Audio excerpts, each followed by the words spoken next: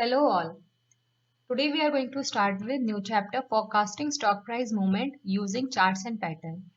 In last chapters, basically in last two chapters we have studied how to compute various ratios and on the basis of those computed ratios what share to be purchased, what kind of share to be purchased. So basically our decision was on the question what to buy.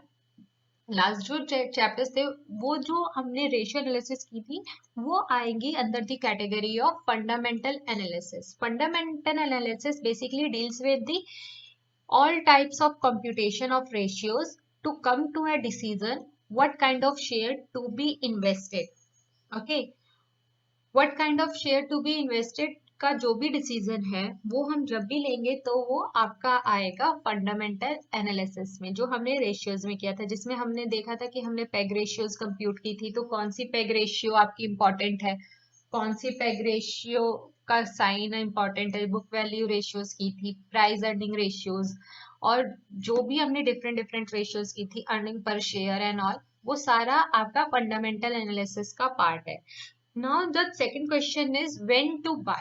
The most important question, आपने अभी ये decide कर लिया है कि आपको कौन सी shares खरीदने हैं, बट कब खरीदने हैं. तो वो जो कब खरीदने का आंसर है वो आपको टेक्निकल एनालिसिस से मिलेगा. टेक्निकल एनालिसिस बेसिकली होता क्या है? Technical analysis is basically the analysis of all the charts. Different different charts के टाइप है जो हम इन फर्दर इस चैप्टर में पढ़ेंगे. उन चार्ट्स के डिफरेंट डिफरेंट टाइप्स के बेसिस पे आप कैसे पैटर्न्स का पता लगाते हैं. पैटर्न मीन्स इंक्रीज हो रहा है या डिक्रीज हो रहा है, तो वो चार्ट और ग्राफ के थ्रू हम पता लगाएंगे कि हमारा कैसे टाइम कौन से शेयर्स में हम इन्वेस्ट करेंगे. तो वो सारी चीजें आप इसमें डिसाइड करेंगे. Basically as you know we are starting with the basics of this chapter. तो सबसे पहले आप टेक्निकल एनालिसिस की डेफिनेशन में ये समझिए कि technical analysis is an analysis in which you are going to decide कि किस टाइम पे आपको ट्रेड करना है. और ये ट्रेड कैसे आप डिसाइड करेंगे? On the basis of the chart movement, जो आपकी चार्ट की मूवमेंट है, और उस बेसिस पे जो चार्ट की मूवमेंट है, जो पास्ट आपके ट्रेंड्स हुए हैं इंक्रीज और डिक्रीज इन दी प्राइसेस, उसके बेसिस पे आप फ्यूचर पैटर्न को डिसाइड करेंगे और उसका ट्रेंड एनालिसिस करके आप डिसाइड कर लेंगे कि आपको किस टाइम पे शेयर्स को परचेज करना है. Now before starting with the topic, let's come up with the basic terms, basic new terms which are going to be very relevant to start or to have a knowledge or to have the discussion on the various type of chart in this chapter. The first two new term to you is support level and resistance level. Support level and resistance level क्या होता है? Support level वो level है जिसके beyond price नहीं जाएगा, और resistance level वो level है जिसके above price नहीं जाएगा. किसका प्राइस? स्टॉक का प्राइस. तो बेसिकली ये दो प्राइस लेवल आपके लिए बहुत ज्यादा इंपॉर्टेंट रखते हैं आपका डिसीजन लेने के लिए कि आपको शेयर परचेज करना है या शेयर परचेज नहीं करना है. जैसे कि ये मैंने एक ग्राफ लिया है माइक्रोसॉफ्ट का 5 इयर्स का, जिसमें 1 वीक के इंटरवल प्राइस चार्ट को डिपिक्ट किया गया है, जिसमें आपकी एक्सेस पे, एक एक्सेस पे प्राइजेस मेंशन है और एक एक्सेस पे आपकी टाइमिंग्स मेंशन है. सो जो अपर रेड लाइन है वो आपका रेजिस्टेंस लेवल शो कर रही है, और जो बिलो रेड लाइन है that is showing your support level. तो ये जो रेजिस्टेंस लेवल है इसका क्या मीनिंग है और सपोर्ट लेवल का क्या मीनिंग है? रेजिस्टेंस लेवल का मीनिंग है कि इसके बियॉन्ड प्राइस अबव नहीं जाएगा, इसके अबव प्राइस लेवल नहीं जाएगा, और जाएगा उसके चांसेस बहुत रेयर है. और सपोर्ट लेवल का है कि इसके बियॉन्ड, इसके बिलो प्राइस नहीं जाएगा, और उसके बिलो जाने के अगर जाता है तो उसके चांसेस बहुत ज्यादा कम है. तो मींस ये आपका टॉप प्राइस डिसाइड करेगा, ये आपका बॉटम प्राइस डिसाइड करेगा. तो बेसिकली जो बायर्स और सेलर्स हैं वो इन दोनों लेवल्स के आसपास ही ट्रांजेक्शन करते हैं. ट्रांजेक्शन का मीनिंग क्या है? ट्रेड, बेसिकली ट्रेड करते हैं. ट्रेड का मतलब है बाय ऑफ द सिक्योरिटीज और sell of the securities. Resistance level पे आपका प्राइस हाई रहता है, तो जब प्राइस हाई रहेगा तो बायर्स अट्रैक्ट होंगे या फिर सेलर्स अट्रैक्ट होंगे, और जब प्राइस लो रहेगा तब बायर्स अट्रैक्ट होंगे या सेलर्स अट्रैक्ट होंगे. ये डिसाइड करना सबसे ज्यादा मेजर इशू है. जब आपका रेजिस्टेंस लेवल रहेगा और जब आपका सपोर्ट लेवल रहेगा, तब उसके बेसिस पे आपकी ये चीजें डिसाइडेड रहेंगी। सपोर्ट लेवल पे आपकी डिमांड हाई रहेगी। डिमांड हाई रहने का मतलब है आपके बायर्स ज्यादा होंगे। क्यों? क्योंकि इस लेवल के नीचे अब आपका प्राइस जाएगा नहीं, यानी कि ये सबसे कम प्राइस है जिसपे कोई भी शेयर अवेलेबल रहेगा। तो जब भी आप शेयर्स परचेज करते हैं तो आप मार्केट में उस प्राइस पे परचेज करना चाहते हैं जिस प्राइस पे मार्केट में उस शेयर की, उस स्टॉक की वैल्यू सबसे कम है। तो सपोर्ट लेवल वो लेवल है, जैसा मैंने आपको बताया, कि जिसके बियॉन्ड प्राइस नहीं जाएगा। तो इन्वेस्टर का माइंड ये होता है कि अब इससे नीचे प्राइस नहीं जाएंगे तो this is the best price to purchase a particular share. तो इस पे हर इन्वेस्टर शेयर प्राइस जो अपने शेयर्स है वो परचेज करना चाहता है। So that's why at this support level the demand is very high of the stock. Next one is your resistance level where supply is high. Supply is high means this is the price level जिसमें investors की ये expectation है कि इसके above अब price नहीं जाएगा, mean this is the maximum price which they can get for their share. तो वो आपको मैक्सिमम प्राइस दिलाएगा। तो जब आपको मैक्सिमम प्राइस मिलेगा तो इसके बाद प्राइस का शेयर कम ही होगा, शेयर का जो प्राइस है वो कम होगा। तो ये मैक्सिमम प्राइस है जो आप मार्केट से फेच कर सकते हैं। तो इस लेवल पे आपके सेलर्स बहुत ज्यादा होंगे। Now come to the next point. Stock आपका लेवल हो गया where demand is high, resistance level where supply is high.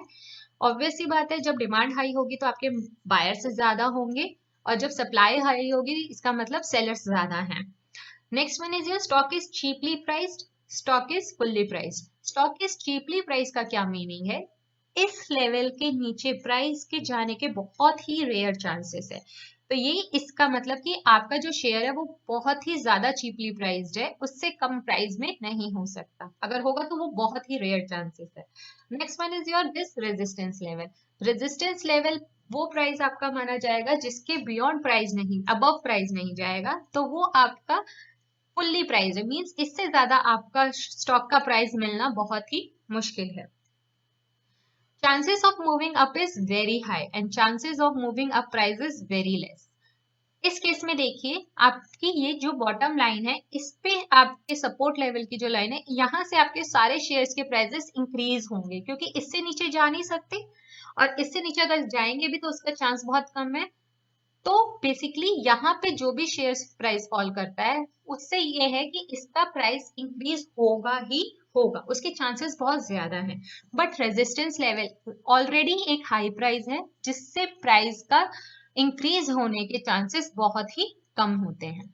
Next, further fall of prices halted and upward movement in prices halted। further fall means as again मैंने आपको बताया support level आपका bottom level है जिससे price का नीचे fall होना कम होने के बहुत ही रेयर चांसेस हैं। तो सेम इसके बियॉन्ड प्राइस फॉल होने का बहुत ही एक लेवल रहता है, तो वो further fall of price halt रहता है। Same upward movement, support level में upward movement of price halted होते हैं। अब देखिएगा रेजिस्टेंस लेवल के ऊपर जो प्राइस इंक्रीज हुआ है वो बहुत ही कम है, और यहाँ पे आपके देखिए कितने ज्यादा अप एंड डाउन हैं।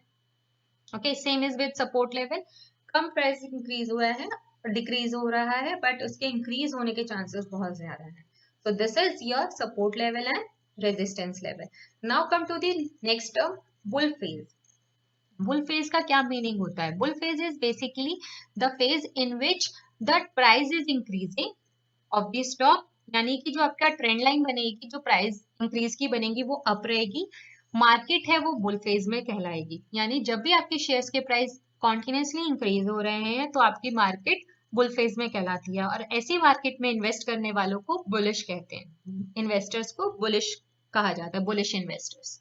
अब इसमें एग्जाम्पल है कि अगर आपके स्टॉक इंक्रीज हो रहे हैं विद इन हाई वॉल्यूम और फिर खुद को करेक्ट करते हैं with decrease in low volume, तो वो आपका स्ट्रॉन्ग बुल फेज है। स्ट्रॉन्ग बुल फेज का मीनिंग क्या है कि आपके जो change in the stock increase हो रहा है। फॉर एग्जांपल आपके 10,000 मार्केट में शेयर्स है जिनका प्राइस 50 से इंक्रीज हो गया, यानी कि पहले इसका प्राइस 20 था और फिर डायरेक्ट 50 हो गया, तो 20 to 50 आपके 10,000 के शेयर्स के प्राइस इंक्रीज हो गए। ओके, तो ये हाई वॉल्यूम ऑफ शेयर्स है। 10,000 is a good big chunk of amount and good chunk of shares. Okay, quantity of shares ज्यादा है। उसके बाद क्या हुआ, 50 से 3 रुपीज का डिक्लाइन हुआ। ओके, 47 पे आ गया। तो जब वो 47 पे जब वो प्राइस आया, तो जैसे ये प्राइस 3 रुपीज से डिक्रीज हुआ, 500 शेयर होल्डर्स ने अपना शेयर्स को सेल आउट कर दिया। तो यानी कि वो जो 3 रुपीज के डाउनफॉल से जो शेयर्स गए, वो करेक्शन था शेयर्स के प्राइस में with low volume of stock. With low volume means आपका जब प्राइस इंक्रीज हुआ तो 10,000 शेयर्स इन्वेस्टर्स ने इन्वेस्ट किया, ठीक है, 20 से जब 50 पे जंप हुआ, बट जब डिक्रीज हुआ 3 रुपीज का, तो सिर्फ 500 शेयर्स होल्डर्स ने एग्जिट किया। तो स्टॉक का इंक्रीज इन हाई वॉल्यूम हुआ, उसने खुद को करेक्ट किया with fall of ₹3 and with low volume of change in the share holders. तो ये आपका बुल फेज कहलाएगा, स्ट्रॉन्ग बुल फेज। बट अगर आपका स्टॉक इंक्रीज होता है with low volume, for example अगर आपके प्राइजेस इंक्रीज होते हैं, आपके प्राइजेस 20 थे बट 5 रुपीज का इंक्रीज हुआ, तो शेयर होल्डर सिर्फ 2000 इंक्रीज हुए, ठीक है। जब आपका प्राइस 5 से इंक्रीज हुआ तो 2000 इंक्रीज हुए। लेकिन जैसे ही फर्दर फॉल हुआ 3 रुपीज का, यानी कि 25 से 22 पे प्राइस आया, तो जो 2000 शेयर होल्डर्स थे उन्होंने तो एग्जिट किया ही किया, उनके साथ 5000 और पहले वाले जो शेयर होल्डर्स थे उन्होंने और एग्जिट कर लिया।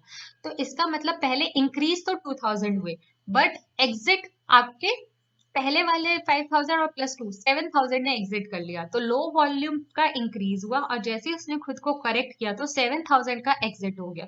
तो वो आपका स्ट्रॉन्ग बुलिश फेज नहीं कहलाएगा। Got it? Next one is your bear phase. Bear phase is just opposite of the bull phase. In this case आपका जो प्राइस है वो कॉन्टिन्यूसली फॉल करेगा, आपकी मार्केट कहलाएगी बियर फेज में, और जो वो ट्रेंड लाइन, जो प्राइस की ट्रेंड लाइन होगी ग्राफ में, वो आपकी डाउनवर्ड स्लोपिंग होगी। इस वाले फेज में जो इन्वेस्टर्स इन्वेस्ट करते हैं उनको हम बेयरिश कहते हैं। अब आपको मैंने बताया इस चैप्टर का नेम है forecasting stock price movement using charts and pattern. Charts and pattern, pattern और चार्ट्स का मीनिंग क्या है? चार्ट इज बेसिकली जो आप different different types of chart बनाएंगे, जैसे इसमें आपके line chart, candle stick chart, different categories of chart है। पैटर्न क्या है? Pattern is basically the movement of price, कि प्राइस आपका इंक्रीज हो रहा है, डिक्रीज हो रहा है, वो सारी चीजें जब आप डिसाइड करते हैं तो वो आपका पैटर्न में आता है। Okay, now we are going to study about different pattern on the basis of resistance level and support level। सबसे पहला जो हम पैटर्न पढ़ने जा रहे हैं that is your double top। Double top में क्या है कि आपके जो फॉर्म होगा, जो ग्राफ फॉर्म होगा, that is in the shape of M, वो M की शेप में आएगा। अब डबल टॉप में आपकी M की शेप बनेगी। आप यहाँ पे जो लाइन ग्राफ देख रहे हैं ग्रीन एंड रेड कलर में, that is the pictorial representation of candlestick chart. Candlestick chart कैसे बनाते हैं वो मैं आपको बताऊंगी। रेड कलर क्या डिनोट करता है, ग्रीन कलर क्या डिनोट करता है, ये जो आपने मार्क देख रहे हैं लाइन, ये क्या डिनोट करती हैं, top of the candlestick chart की लाइन क्या डिनोट करती है, ये सब हम पढ़ेंगे। फिलहाल के लिए आप ये समझिए कि डबल टॉप क्या होता है। जब भी आपका graph M shape fall create करता है तो उसे हम डबल टॉप चार्ट कहते हैं। ओके, डबल टॉप लेवल में जो वेरियस पैटर्न है ये आपका डबल टॉप पैटर्न कहलाता है। ये इसका देखिए फर्स्ट टॉप, ये इसका सेकंड टॉप, और जो इसके टॉप की जो लाइन है जो हम कनेक्ट करेंगे that is your resistance level. Resistance level means beyond इसके प्राइस आपका नहीं जाएगा। ओके, तो वो आपका रेजिस्टेंस लेवल कहलाएगा। Resistance level, then your neck line. ये जो रेजिस्टेंस लेवल लाइन है ये आपकी स्ट्रेट लाइन रहेगी। ओके, स्ट्रेट लाइन कहने का मतलब है कि वो उसको टच करेगी, स्ट्रेट लाइन रहती है, जैसे आपकी सपोर्ट लेवल और रेजिस्टेंस लेवल में था। सो यहाँ से आप ये मत कहना कि थोड़ा सा स्लैंट है ग्राफ में, बट आपकी जो ड्राइंग होगी वो एकदम स्ट्रेट लाइन रहेगी। ओके, तो ये रेजिस्टेंस लेवल में है आपका। और ये नेक लाइन क्या होती है? जब आप बॉटम पॉइंट्स को ज्वाइन करके एक लाइन ड्रॉ करते हैं तो वो आपकी नेक लाइन कहलाती है। नाउ अब क्या है, इसको चार्ट को कैसे समझेंगे? पहले देखिए प्राइस इंक्रीज हो रहा है, फिर प्राइस डिक्रीज हुआ, फिर प्राइस इंक्रीज हुआ और फिर प्राइस डिक्रीज हुआ। तो ये जो इंक्रीज एंड डिक्रीज रहा ये आपका एम शेप क्रिएट किया। ये जो प्राइस इंक्रीज हो रहा है ये एक सर्टेन लेवल तक जा रहा है, उसके बाद फिर ये नीचे ड्रॉप हो रहा है। तो जो ये सर्टेन लेवल तक प्राइस जा रहा है that is your resistance level. Next one is your at this double top, जो आपका स्टॉक है उसका जो प्राइस है वो वीकनेस ऑफ स्टॉक में रहेगा, सप्लाई ऑफ स्टॉक इस वाले लेवल पे इंक्रीज हो जाएगी। At this level, supply of the stock increases at this supply. You can also say that in when the pattern is of M shape, then at this particular point your supply increases. Okay, supply increases क्यों? आपके जैसे ये है यहाँ पे price आपका increase हो रहा है। जब प्राइस आपका टॉप पे था हमने उसमें भी देखा था रेजिस्टेंस लेवल पे आपके सप्लाई ज्यादा होती है, तो सेम आपका रूल यहाँ पे भी फॉलो हो रहा है। आपके टॉप प्राइजेस हैं, वन टॉप और सेकंड टॉप, और उस बेसिस पे आपका प्राइस और आपकी डिमांड सप्लाई इंक्रीज हो रही है। नेक्स्ट आ जाइए आपका डबल बॉटम। डबल बॉटम जो चार्ट है आपका वो डब्ल्यू फॉर्म करता है। ओके, अब डब्ल्यू में सेम इसमें भी आपके ये जो लाइन है वो स्ट्रेट लाइन आएगी। सपोर्ट लेवल वो है कि जिसके बिलो आपके प्राइस नहीं जाएंगे। तो जब इसके बिलो प्राइस नहीं जाएंगे, सपोर्ट लेवल में मैंने आपको पहले भी बताया था, सपोर्ट लेवल जब प्राइस एकदम नीचे जाते हैं तब आपकी डिमांड ज्यादा होती है, तो इस केस में आपकी डिमांड स्ट्रॉन्ग रहेगी। ओके, आपके ये जो प्राइजेस हैं इसके बिलो नहीं जा सकते। देखिए पहले प्राइस आपके डिक्रीज हो रहे हैं, इस लेवल पे आके फिर ग्रीन वाले में इंक्रीज होना शुरू हुए हैं, फिर यहाँ से डिक्रीज होना शुरू हुए हैं, फिर इंक्रीज होके फिर थोड़ा सा डिक्रीज होके फिर इंक्रीज हुए हैं। तो ये जो चार्ट का पैटर्न है ये आपका डब्ल्यू फॉर्म कर रहा है। तो यहाँ पे आपका एक बाय सिग्नल इंक्रीज हो जाएगा कि आपका यहाँ पे बाय सिग्नल दे रहा है मार्केट आपको, ये पैटर्न आपको यहाँ पे strength of the stock at the price जो है वो स्ट्रॉन्ग रहेगी। इस केस में strength of the price of the stock weak रहती है। ठीक है, तो this one is your double bottom, ये आपकी डब्ल्यू शेप फॉर्म करेगा। अगर आप इनको कंबाइनली देखना चाहें तो आपका ये ऐसा बनेगा ग्राफ। देखिए पहले प्राइस डिक्रीज हो रहे हैं, फिर इंक्रीज, फिर डिक्रीज, फिर इंक्रीज, ये आपकी नेक लाइन हो जाएगी। और 1 और 2 इन दोनों को जब आप ज्वाइन करेंगे तो ये आपका कहलाएगा सपोर्ट और रेजिस्टेंस। सपोर्ट लेवल जो आपका बॉटम ज्वाइन करता है वो आपका सपोर्ट लेवल होता है।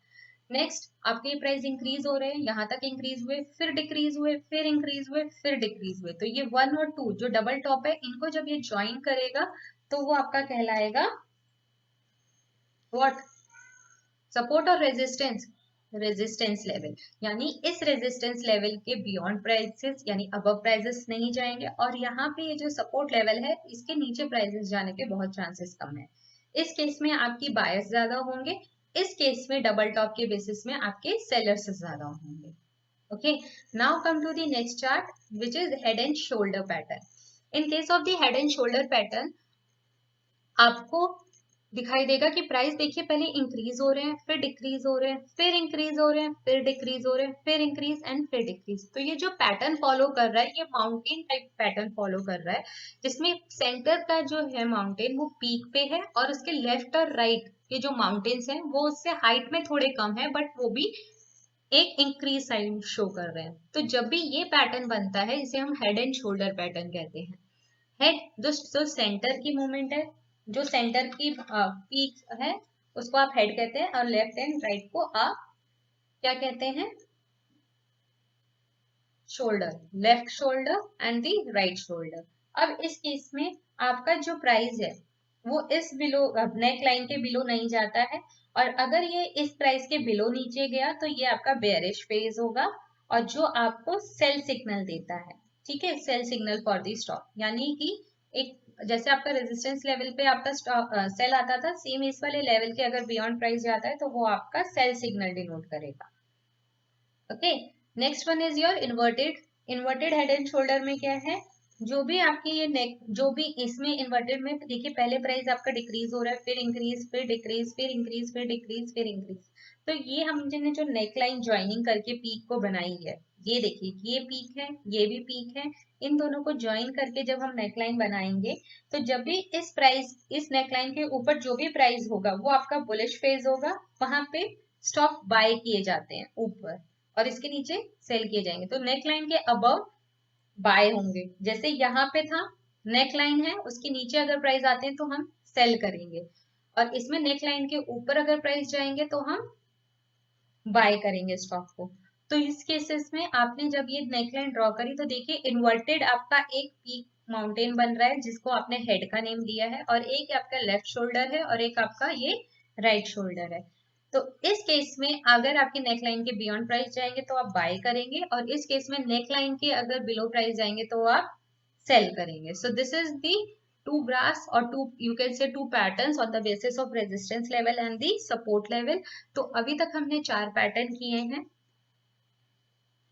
Double top, double bottom, head and shoulder, inverted head and shoulder. So this is now all for this today's class. In next class we are going to start with the difference between fundamental and technical analysis and different types of chart and strategies which you can use to decide when to buy or when to invest in a particular shares. So this is all for now. Take care.